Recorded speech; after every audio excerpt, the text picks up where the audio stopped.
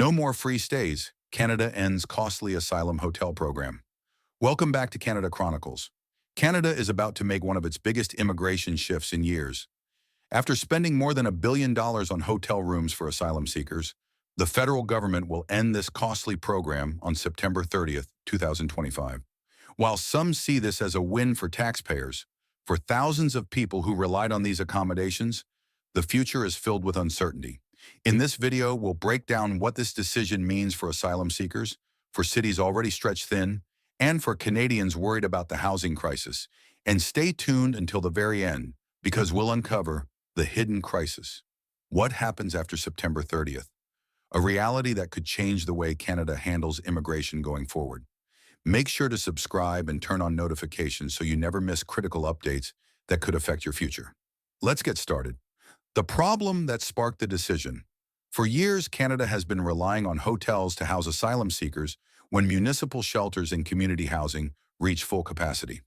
This temporary fix, originally introduced as an emergency response during the pandemic and surges in migration, turned into a multi-billion-dollar expense. By September 30th, 2025, the federal government will officially end this practice, closing a chapter that has cost taxpayers more than $1.1 billion since 2020. For the thousands of asylum seekers who have depended on these accommodations, the end of hotel funding signals deep uncertainty. The question now is where these individuals and families will go once the program ends. The bill that shocked Canadians. Between 2020 and 2025, Immigration, Refugees, and Citizenship Canada directed over $1.1 billion toward hotel lodging for asylum seekers. At the program's peak in 2023, more than 46 hotels were contracted nationwide, with costs averaging more than $200 per night. Even after negotiations brought nightly averages down to about $132, the bill remained staggering. The Interim Housing Assistance Program, established in 2017 to help provinces and municipalities overwhelmed by asylum arrivals, became the backbone of this effort. Since its launch, it has distributed over $1.2 billion to local governments and service providers, with Toronto, Peel Region, Ottawa, and Quebec among the largest recipients. These numbers sparked intense debate. Supporters argued that Canada had a humanitarian obligation to provide dignified shelter. Critics countered that it was unfair for taxpayers to cover hotel bills of this magnitude when many Canadians were struggling with housing affordability. Why the program is ending now? Several factors converge to push the government to close this chapter. First, asylum claims have surged dramatically. From around 64,000 in 2019, the number skyrocketed to more than 173,000 in 2024, overwhelming the system and creating unprecedented demand for shelter. Second, the housing affordability crisis intensified. With rents and home prices climbing to record highs, frustration grew among Canadians who saw government money spent on hotels for asylum seekers while they faced housing insecurity themselves. Third, political pressure mounted. Leaders in Ontario and Quebec demanded more support, and federal officials faced criticism for rising costs and fairness concerns. Ending hotel funding was framed as a necessary step toward more sustainable housing solutions. The immediate impact on asylum seekers. The change will directly affect the roughly 1,500 asylum seekers still living in hotels as of early 2025. For many, these accommodations were not luxury, but the only roof over their heads while waiting for their claims to be processed. Families, children, and vulnerable individuals sometimes spent months, even years, in small quarters because permanent housing was unavailable. The federal government has promised that all current hotel residents will receive help transitioning to other housing arrangements before the September cutoff. Possible solutions include transfers to reception centers, community shelters, or relocation to provinces with more housing availability. Critics, however, warn that major cities like Toronto, Montreal, and Ottawa already have shelters filled beyond capacity. The fear is that some people will inevitably slip through the cracks. The taxpayer perspective. For many Canadians, this announcement came as welcome news. Spending billions on hotel accommodations while ordinary families struggled with rent and mortgages was a political liability. No more free stays resonates strongly with citizens who have long believed the asylum system was mismanaged at their expense. But the decision remains polarizing. Advocacy groups caution that cutting hotel support without ensuring alternatives could force vulnerable people into homelessness, creating even greater social and financial costs in the long run. How municipalities are preparing.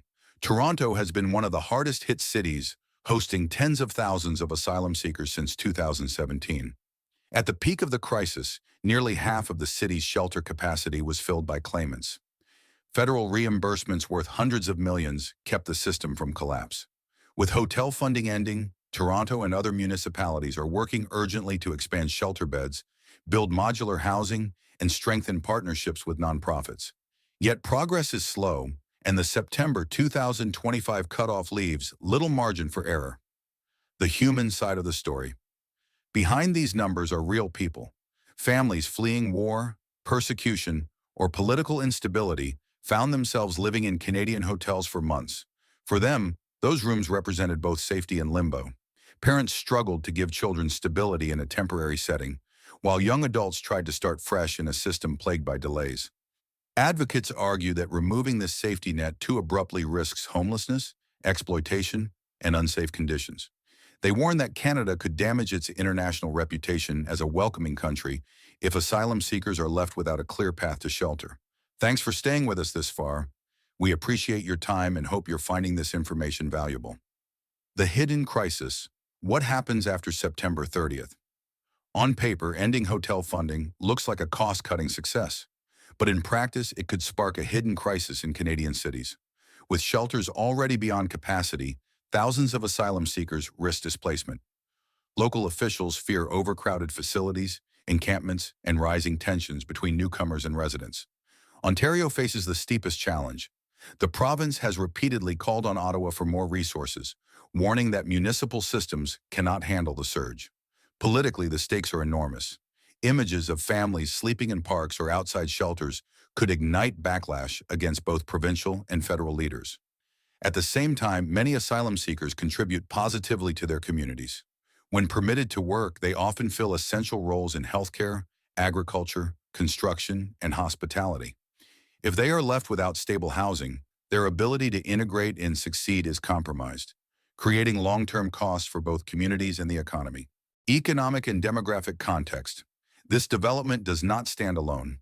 The 2025 to 2027 Immigration Levels Plan already committed to reducing temporary residents by nearly 900,000 people over 2 years. Coupled with the end of hotel stays, Canada is signaling a major tightening of its stance toward non-permanent residents.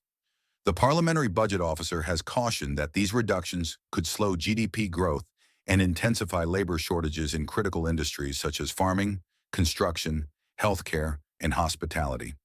While hotel stays have been expensive, abruptly ending them without replacement strategies could create deeper disruptions. The search for sustainable solutions. Ending hotel accommodations is not the conclusion, but the beginning of a new challenge. Experts suggest several ways forward. Developing transitional housing projects like modular units to provide a bridge between shelters and permanent homes.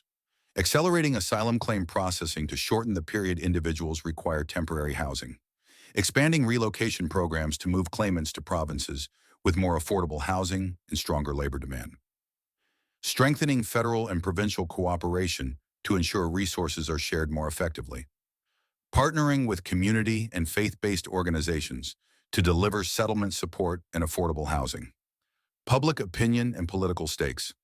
How this policy shift is remembered will depend largely on public perception. For many Canadians frustrated by the housing crisis, ending hotel stays may be seen as a step toward fairness. For humanitarian advocates, it risks pushing vulnerable people into crisis. The federal government must now strike a delicate balance, addressing taxpayer concerns while upholding commitments to refugee protection. A misstep could fuel backlash from both those demanding stricter controls and those calling for more compassion. Looking ahead, September 30th, 2025 will mark more than the end of hotel stays. It will test Canada's ability to manage immigration with both responsibility and humanity during a housing crisis. If poorly managed, the decision could lead to visible suffering and social unrest. If handled effectively, it may be remembered as the moment Canada transitioned from costly quick fixes to sustainable long-term solutions. Canada's decision to end hotel funding for asylum seekers is more than just a budget change. It's a turning point that will test how well the country balances compassion, resources, and long-term planning. The stakes are high, and what happens after September 30th will shape not only the lives of asylum seekers, but also the trust Canadians place in the system. If you found this breakdown helpful, don't forget to hit the like button, share your thoughts in the comments, and let us know how you feel about these changes. And if you haven't already, make sure to subscribe and turn on notifications so you never miss important updates that could affect your future in Canada. Thanks for watching Canada Chronicles. Stay informed, stay prepared, and we'll see you in the next video.